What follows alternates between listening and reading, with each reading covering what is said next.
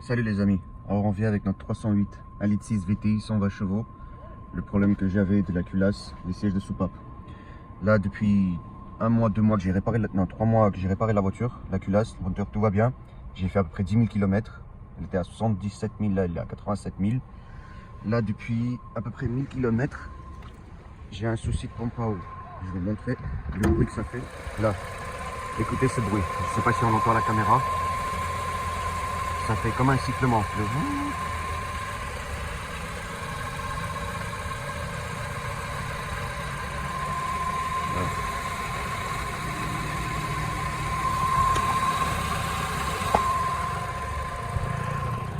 Comment on peut vérifier si c'est la pompe à eau? C'est qu'en fait, le tendeur de la pompe à eau qui entraîne la pompe à eau, c'est facile à le débloquer. Il faut juste tirer le bout de plastique. Je peux pas le montrer comme ça. Je mettrai des photos, je vais trouver sur internet. Et quand je tire dessus, là je vais le faire. Voilà. Là la pompe à eau elle tourne plus. Bon, peut-être c'est le tendeur le problème. Mais je vais commencer par changer la pompe à eau. Là je vais démarrer. Là il n'y a plus le problème. Il n'y a plus le bruit. Là elle tourne normal. Je vais remettre. On marche la pompe à eau. Surtout ne pas mettre les doigts là-dedans comme je fais si le moteur est démarré. Sinon vos doigts ils vont partir avec la courroie d'accessoires. Voilà. Là plus ou moins on va dire j'ai réactivé la pompe à eau en remettant le tendeur à sa place. Là on démarre.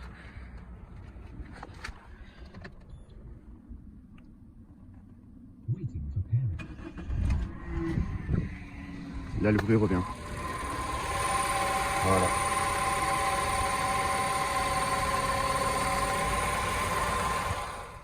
Juste précision pourquoi je dis là c'est la pompe à eau. Parce que je voulais le changer déjà à la base. Quand j'avais fait la distribution, quand j'avais changé la chaîne de distribution plus les sièges de soupape, c'est juste je l'ai pas fait. Je sais pas pourquoi. Donc plutôt parce que j'étais pas sûr que la voiture irait bien. Je voulais même pas dépenser un centime pour même pour la pompe à eau. Vu que j'avais regardé qu'elle était en bon état, mais je savais qu'elle va mourir. Normalement les pompes à eau ça dure assez longtemps, mais assez longtemps après 100 000 km. Mais là celle-là 87 000 ou 86 000 et quelques. J'en étais sûr, parce qu'en fait déjà le moteur c'est un moteur catastrophe. Alors la pompe à eau ce serait pas la meilleure chose. Mais bon, si vous entendez ce bruit, ah oui, pourquoi en fait je pense que c'est la pompe à eau. Je devais le changer et aussi parce que je crois qu'il a une fuite. J'ai le liquide de refroidissement qui diminue un petit peu. Pas beaucoup, mais peut-être 100, 200 grammes ou je sais pas, j'ai pas vraiment regardé, mais il diminue. J'en ai rajouté. C'est pour ça que je sais que c'est la pompe à eau. Le tondeur peut-être, mais vu que la pompe à eau de toute façon je voulais le changer, je dois le changer. C'est mieux je le change et on verra bien si c'était la pompe à eau ou le tondeur. Quand je vais faire les travaux, je vous montrerai le tondeur, la tige qu'il faut tirer pour le désactiver, la pompe à eau, pour qu'il n'entraîne plus la poulie de pompe à eau. C'est pour ça qu'il se désactive. Quand vous enlevez la poulie, quand vous tirez la tige pour que la pompe à eau ne tourne plus, comme j'ai fait tout à l'heure, ne chauffez pas la voiture. Vous faites ça comme je l'ai fait à peine 30 secondes, 1 minute, pas plus. Si la pompe à eau elle tourne plus, la voiture ne se refroidit, le moteur ne se refroidit pas. C'est pour ça, c'est pas vous le laissez démarrer, vous oubliez, vous partez. Parce que là, votre moteur il va s'envoler. Il va chauffer, il va cramer, je sais pas ce qu'il va faire, peut-être même exploser. 30 secondes maximum, juste pour voir si c'est ça le bruit ou pas. Voilà. Et quand je vais faire les travaux, je vais faire quelques petites vidéos. Au cas où. Et voilà. Encore une chose, je viens de me rappeler, c'est que je roule depuis 1000 ou 2000 km comme ça. Ou même, je sais pas, peut-être 3000, mais je pense pas. Et j'ai pas de problème de chauffe. Elle tourne bien, elle est pas cassée en fait, la pompe à eau. C'est juste elle est fatiguée, elle fait un bruit. Mais elle n'est pas coupée en deux. Mon eau, liquide de refroidissement circule bien. Le moteur ne chauffe pas. J'ai vérifié plusieurs fois au diagnostic, tellement j'avais peur. Je sais que même si elle chauffe, les sièges de soupape tomberont pas. Mais vu que c'est un moteur catastrophe, je sais pas qu'est-ce qui pourrait tomber en panne. Autre chose, mais bon. Ça c'est au cas où. Mais c'est pas que vous entendez ce bruit-là, vous dites ah c'est bon, lui il a roulé 2000-3000, nous on peut faire plus. Peut-être que j'aurais même pas pu faire 100 mètres. On sait jamais des cas. Faites attention, surveillez bien. Moi au cas où j'ai déjà les pièces, et je me disais si je tombe en panne en route, j'ai les outils, je démonte, je remonte. C'est pas très difficile sur celle-là. Que la pompe à eau qui est pas difficile, sinon les autres choses c'est catastrophe. Pas la main d'œuvre, mais le moteur en elle-même. Voilà. Et franchement, juste une dernière chose, j'ai un peu galéré pour vous faire cette vidéo, pour que vous entendez le bruit. Parce qu'en fait, à chaque fois quand je voulais le faire, on dirait il est en train de jouer avec moi ce bruit. Il vient, il part. À chaque fois quand je décidais, bah, je vais faire la vidéo. Ça fait déjà presque un mois. Je descends pour faire la vidéo, bah, même j'ouvre la fenêtre, j'entends plus le bruit. Il n'y a pas de bruit. Quand je voulais faire la vidéo, il n'y avait pas de bruit. C'est pour ça, je devais faire les travaux depuis longtemps, mais à cause de... Bah, je pouvais pas faire la vidéo. À cause de ce bruit qui disparaissait, j'arrivais pas à faire la vidéo et bah, je commençais pas les travaux. Parce que je voulais vous partager ça aussi. Voilà. Salut les amis. Là, bah, je commence les travaux. Depuis le début de la vidéo, il y a beaucoup de temps qui sont passés, au moins 20 jours je pense. Parce que j'ai eu quelques petits soucis de santé. Là, bah, c'est bon. Je commence les travaux. Je vais vider le liquide de refroidissement. Chacun à sa manière pour vider. Moi, je vide d'une façon, c'est j'enlève ça, je mets dans une bouteille, souffler là-dedans avec une pompe ou compresseur, celui qui a quoi sous la main, et ça vide tout. Comme ça, quand on démonte la pompe à eau, aucune goutte. Et je vais essayer de changer la pompe à eau sans démonter support moteur, en espérant.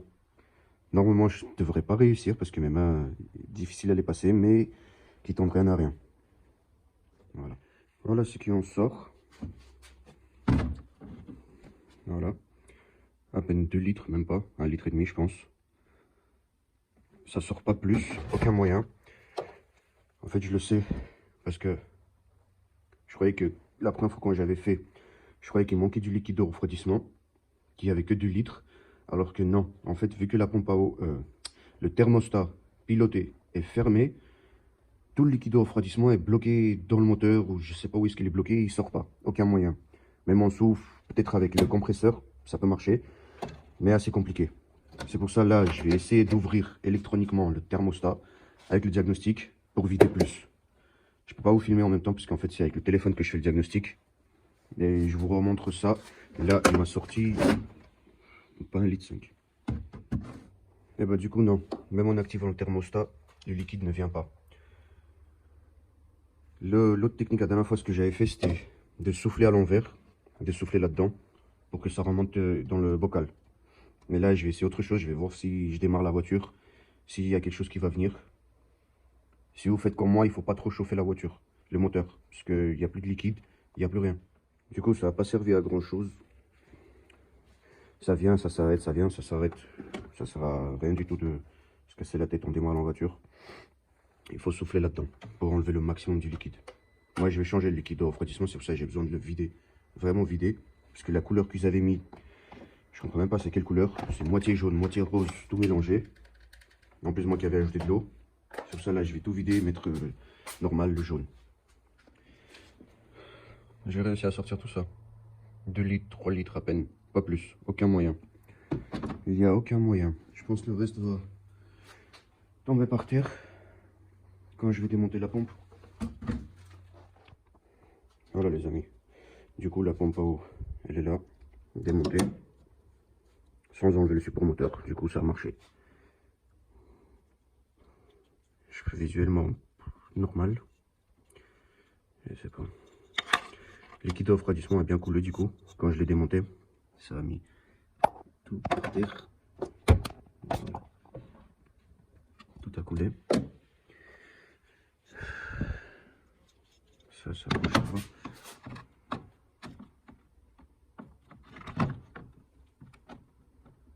L'axe bouge pas, on dirait.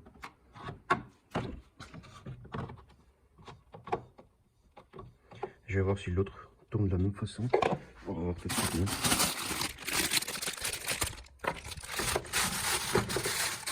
Du coup, la différence, celui-là il tourne bien. C'est celui qui est le neuf. On sent qu'il est en bon état. celui-là, il tourne plus facilement. Et il y a des accroches. Ouais. Il y a un bruit, ça frotte quelque part. Et il y a des accroches si on le tourne tout doucement comme ça. On sent qu'il y a quelque chose qui le retient parfois. Celui-là. Ouais, celui-là il tombe nickel. Du coup, ouais. J'espère que le bruit. Normalement, c'est ça le bruit que j'avais. Mais bon. Même si c'est pas ça le bruit, si c'est le tondeur. Ça. Moi, je sais que la pompe à eau elle était morte. Il y a un bruit aussi. Mais je pense pas que quand il chauffe, il y a plus de bruit. On va tester. On va remettre la nouvelle pompe à eau. On va tester tout ça. Rouler quelques kilomètres. Et on verra bien. Donc voilà. J'ai mis du pâte à joint sur la pompe à eau. C'est vrai qu'il y a un joint très bon en résine qui ferait bien l'affaire, mais je prends plus le risque. Une fois j'avais bien mis, tout était bien, il y avait une fuite quand même. Ou plutôt c'était mon cousin.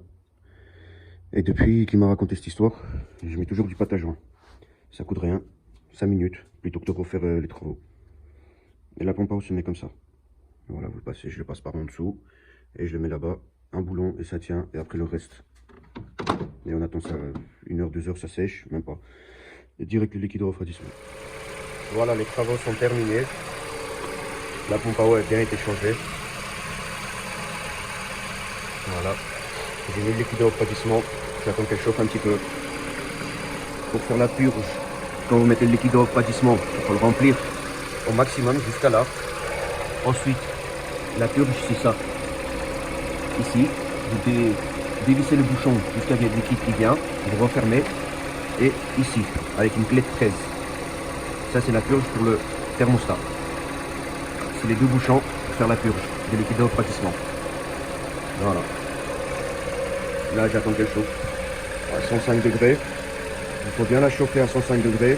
Vérifiez avec le diagnostic qu'elle a bien chauffé à 105 pour être sûr que la purge a bien été faite. Sinon, si vous regardez au tableau de bord, je sais pas, au bout de 5-10 minutes, elle est déjà à 90 degrés, mais elle n'est pas à 105 degrés. Le thermostat n'a pas ouvert. Il faut attendre que le thermostat s'ouvre.